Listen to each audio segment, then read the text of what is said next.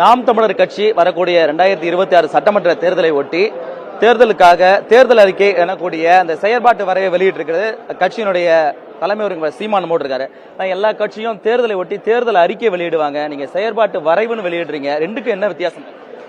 தேர்தல் அறிக்கை தம்பிகிட்ட சொல்லணும். இவங்க போய் என்ன பண்ணுவாங்க, 5 ஆண்டு ஆட்சி செஞ்சுட்டு மக்களை போய் சந்திச்சு அறிக்கை தயார் பண்றோம்பாங்க. மக்கள்கிட்ட போய் இப்போ உங்க கனவு என்னன்னு கேட்பாங்க, மக்கள்கிட்ட போய் உங்க பிரச்சனை என்னன்னு கேட்பாங்க. அப்ப என் பிரச்சனை என்னன்னு தெரியாம தான் 5 வருஷம் ஆண்டுகிட்டு இருந்தீங்களான்னா அதுக்கு பதில் இருக்காது. மக்கள்கிட்ட போய் கேட்டுக்கிட்டு வந்து தேர்தல் அறிக்கை கொடுக்குறோம்பாங்க. அது அறிக்கிற முதுகு சுகமா சொரிஞ்சு கொடுக்கறது தான்.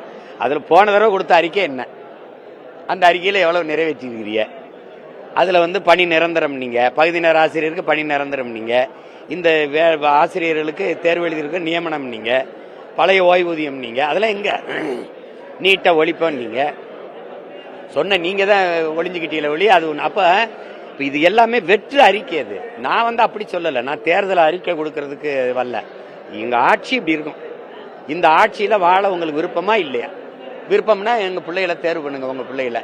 இல்லைன்னா இருக்கிற ஆட்சியை நல்லா தான் இருக்குன்னா அங்கே இருந்துருங்க, அவ்வளவுதான்.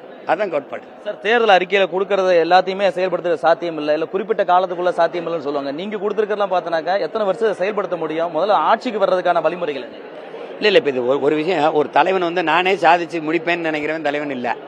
நான் இல்லைனாலும் என் அடுத்த தலைமுறை சாதிக்கும்னு தயார் பண்றான் பாருங்க, அவன் தான் சிறந்த தலைவன். இப்ப எனக்கு அது கனவு இல்ல. நான் என் கனவை என் பிள்ளைகளுக்கு கொடுத்துருக்கேன். என் தலைவன் எனக்கு கொடுத்தான், என் தலைவனுக்கு முன்னாடி எங்க முன்னவன் கொடுத்தான். அவன் கனவையும் சேர்த்து நான் சுமந்து போறேன். இப்ப என் கனவை என் பிள்ளைகளுக்கு கடத்துறேன், இப்ப உங்க கூட கடத்துறேன். அப்ப இது சரியா இருக்குன்னா நீங்க தேர்வு பண்ணணும். தேர்வு பண்ணா அது சிறப்பா ஆட்சி செஞ்சா 5 ஆண்டுகளை பெரும் மாறுதலை கொண்டு வர முடியும்.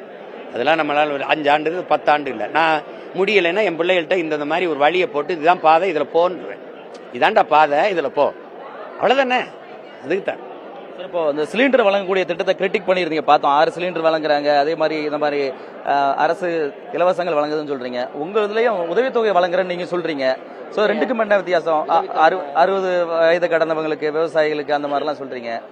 அது இப்ப நீங்க என்னுடைய எனக்கிட்ட வருவாய் பெருக்க இருக்குது. நான் வேளாண்மையில எனக்கு உற்பத்தி பெருக்க இருக்கிறதுனால நான் அதுல இருந்து அவங்களுக்கு, விவசாயிகளுக்கு எல்லாருக்கும் ஓய்வூதியம் இருக்கும்போது என்னுடைய வேளாண் பண்ணையில வேலை செய்யறது அரசு பணியாருனால அவங்க ஓய்வு வரும்போது ஓய்வூதியம் கொடுக்குறேன்றேன்.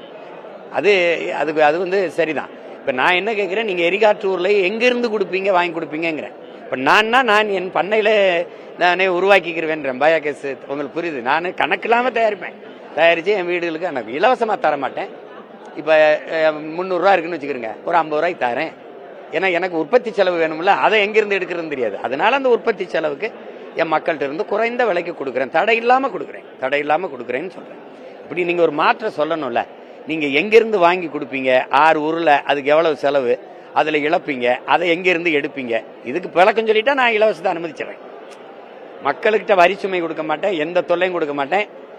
என் சொத்தை பூரா வித்து கொடுப்பேன்னா சரி, நீ நல்லா கொடுங்க, மகரசனை கொடுங்க அப்படின்னு நம்ம சொல்லலாம். அது இல்ல, என் ரத்தத்தை எடுத்து 300 மில்லியை எடுத்துக்கிட்டு ஒரு 50 மில்லியை ஏற்றி விடுறத 5 மில்லியை ஏற்றி விடுறத நீ சேவைன்னு சொன்னீங்கன்னா உன்னை என்ன பண்ணலாம் சொல்லுங்க சார். மகளிர் உதவித்தொகை எல்லா கட்சிகளும் பொதுவா திமுக, அதிமுக, விஜய் அவர்கள் கூட எல்லாருமே சொல்லியிருக்காங்க மகளிருக்கான உதவித்தொகை வழங்கப்படுன்றாங்க. நீங்க அந்த மாதிரியான அறிவிப்புகள் எதுவும் இல்லை? அதெல்லாம் இல்லை. நான் எங்க அம்மாவை கையேந்தி எங்க அக்கா தங்கச்சியை கையேந்து வைக்க தயாரா இல்ல.